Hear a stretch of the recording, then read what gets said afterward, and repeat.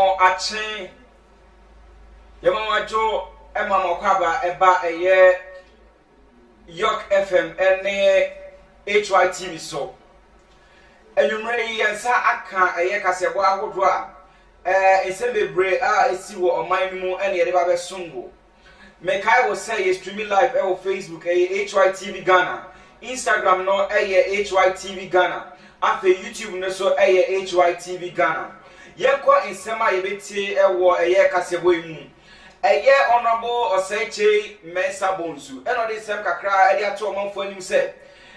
yebisa dia yebisa amanyofo no na doso dodo na omo de omo nye Father Christmas for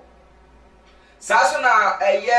President Nana Dankwa Akufo-Addo Ghana man panyin enne ordinary kire Cape Coast di dwuma bi wo honom kasebo mu yebebo mu emu nchiremu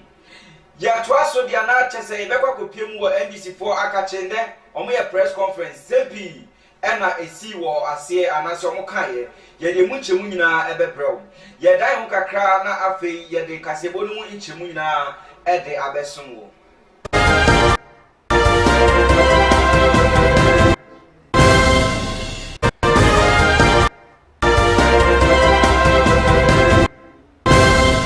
abushaya yasamu akwaba eba York FM saso na HYTV so na makache wo say ye wo Facebook HYTV Ghana and na Instagram no so HYTV Ghana, YouTube no so HYTV Ghana. Mi din de Okafor Clement na ye ko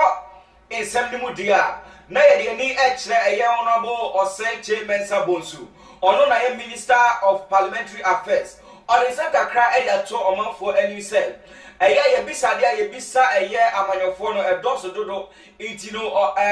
amanyoni no de obeya ne say obefa kwati kwan bi so na wanya ne ho na afede ode ababa mu na so baba mu a de wahwere nyina wasan anya ne back anase wapekwan a obetimi ede akotua ne ka intino osi otu ye Ghana fo nyina fo say yebisa dia yebisa won no na edoso dodo inti ye bomode ase yebehwe miye okasa no so no osan ka say kwan ya yefa so eto abakra no wo say ye pekwan foforo so na yetimi edeto aba na kwan ya yefa so eto aba no kra enye na Ghana ye constitution no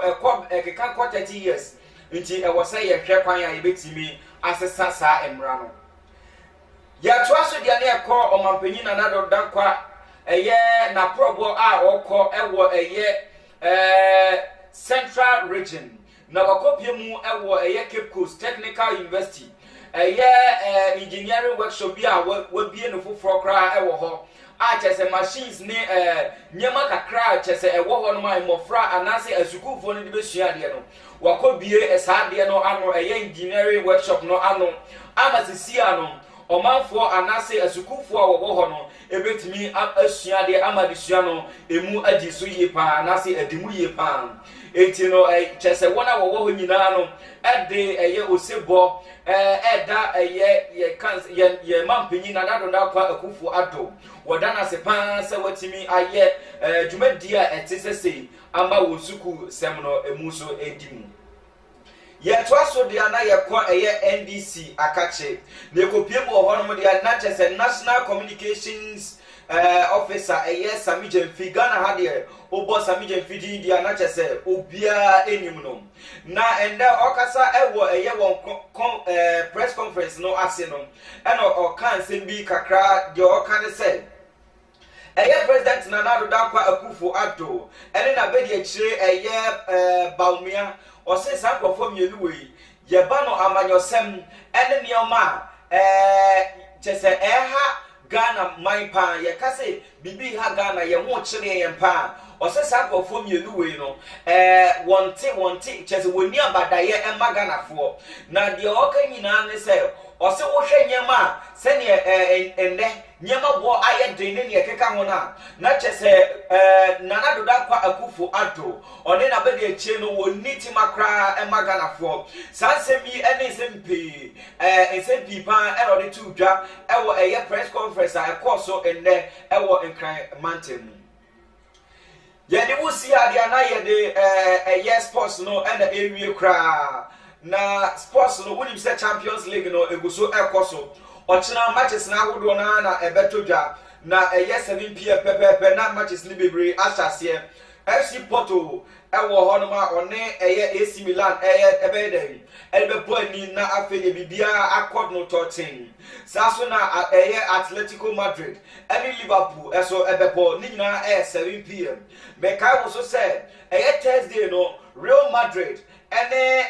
Shakhtar Donetsk eso ebebo eno so match a ebetimi atodwa ewo ho no sa era so na Inter Milan ene Sheriff eso ebebo 7 pm ochina na PSG eso ewo ho one Leipzig eso ebebo 7 pm na saso na Club Brugge ene Man City so chese match we no enya asem keto akra eno so ebetimi atodwa ochina